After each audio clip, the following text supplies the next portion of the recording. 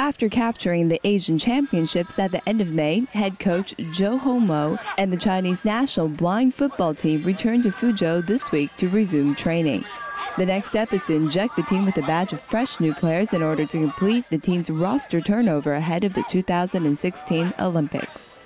Although they won the Asian title in a penalty shootout against Japan and have performed well on the world stage, Team China is expecting much stiffer competition in the coming years as blind football is growing around the world. There are a lot of real strong teams in the world right now, like Brazil and France.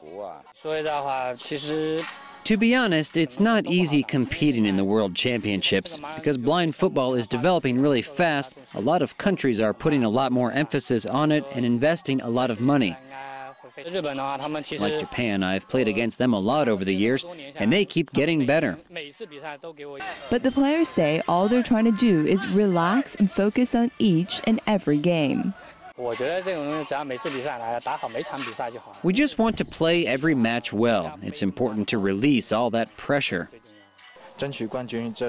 Just winning and becoming champions. That's our dream. So we'll work hard and prove ourselves to win every game, no matter what the situation is.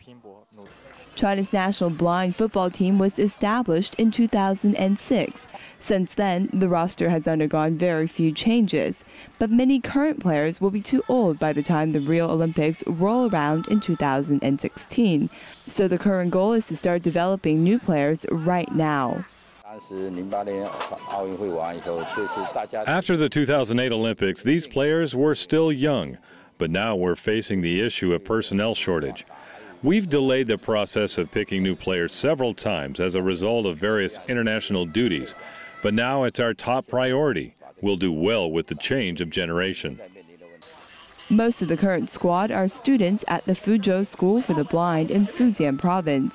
According to Zhou, the team will look to expand its reach all over China in order to recruit the best players available.